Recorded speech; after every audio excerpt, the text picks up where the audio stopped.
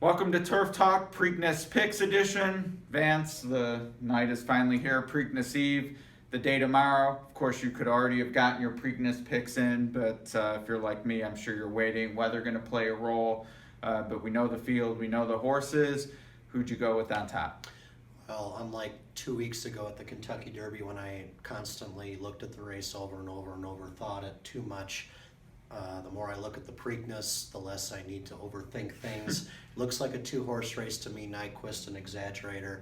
I'm sticking with the 2-year-old champ. I was finally won over 2 weeks ago at Churchill Downs. I'm going to stick by him. It's not necessarily the way I'm going to play the race. I would have to say Exaggerator, if you're going to bet the race at all on the win pool, is the right choice to make. Currently about 9 to 5 or so.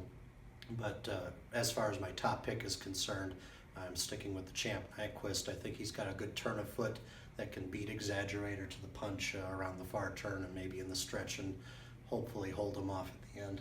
All right, well, I am sticking with my Derby pick, who is Exaggerator. I completely agree with you. Two-horse race is the cliche. I mean, obviously there are others in the race that could have a say.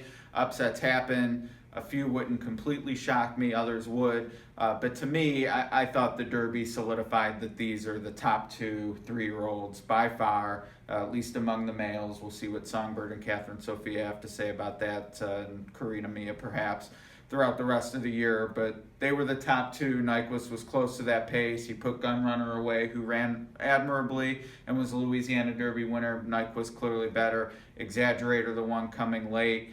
I'm going to go with him again, though. I do like that he's going to be a higher price, and I don't feel that what we saw in the Derby shows that they're that far apart that I need to take the shorter price on Nyquist. But I mean, you and I are with each other for sure. If it's like the Derby, though, not a lot of money to be made. I mean, that Exacta was short, the Trifecta was short, all the verticals were short. The multi-race wagers were where the money was. Depending on how the rain is at Pimlico, though, that might not be the case because full fields being scratched down, etc. We'll stick to the Preakness only. Who would you most like to see crash the trifecta? I don't think I have necessarily a major pick to crash the trifecta. If you want to pick out the logical horse, it would probably have to be Stradivari, who had a very impressive allowance win at Keeneland last time, earned a big fig. You know, if he had run a little bit better, I would have considered him a possible upsetter here in the Preakness, but it had to be a Bernardini type performance for me in that allowance race. Bernardini 10 years ago came off a monster win in the Withers at Aqueduct, upset a race unfortunately marred by the breakdown of Barbaro, paid $27 and change. I didn't think Stradivari's allowance win was that good in that league.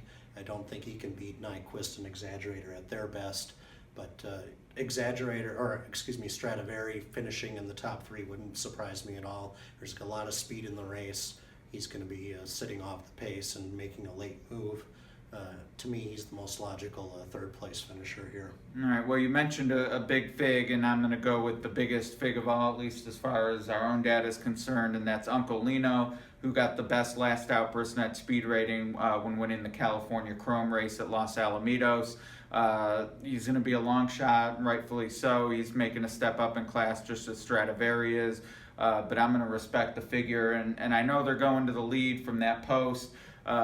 Maybe he keeps going, or maybe only Nyquist or Exaggerator catch him. I think the price will be right, though, to trust the figure, and maybe with Uncle Mo we see the brilliance again in the Preakness from another horse. Lonnie, I'm a little interested in. I hate the UAE horses in the Derby, as we've gone on and on about. Don't mind it as much when they've been here. And what I really like is they've said from when they nominated the horse, we're going to the Derby, we're going to the Preakness. He hasn't missed a note. He's trained on well. I worry about the speed. I mean, his UAE numbers on various performance figures don't really stack up with these, but he's fit. He's going to be running. So, for a horse who could be second or third maybe and beat a horse like Stradivari, I'll take him. We haven't mentioned Collected, who's probably going to be the 4th choice behind Stradivari. I'm against him as well. I like that he's from California. I don't like that he lost when he shipped to Arkansas. I don't like that he needed to go to New Mexico to get a win. Sometimes the Sunland race is fine. This year it wasn't because of all the issues there. Gettysburg, I feel, is a good grade 2 or grade 3 type, given that he's trained by Baffert and he's going to be the 4th choice. He's another one I'd like to beat out of the try. Yeah, Collected, I think, is a pretty good horse. Like you said, he won the Sunland race and he came back and won the Lexington.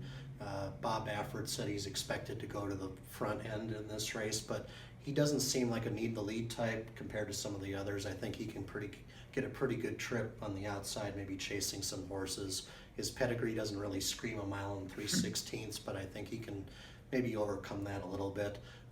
Lonnie, you mentioned, he's had a relatively quiet week preparing at Belmont Park compared to all the hoopla at Churchill Downs Right. a couple of weeks ago.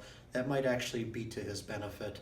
I wouldn't be surprised if, and he's run well in the mud in Japan before, so I wouldn't be surprised if he did improved on his Derby performance and crashed the Tryon Super in this race for sure. All right. Well, we'll have some additional thoughts on the card and betting the Preakness at twinspires.com/blog. And if you followed along today, Vance gave out a pick 3, and I know he's eager to get that back in action tomorrow. So you're thinking pick 3 again somewhere on the card, or? I'm going to be looking at it. I want to see how the weather affects the fields and the grass races, especially. Yeah. Hopefully we won't lose any grass races tomorrow, but you can never be too sure. We've already heard about some upcoming scratches in the Dixie tomorrow, and that affects the quality of that race a little bit. So I'm going to hold my fire at least until the morning, early afternoon, and see what I'm presented with. All right, we'll hold our mouse clicks until then. Again, that's at twinspires.com/blog. But in the meantime, we definitely have our Preakness picks in.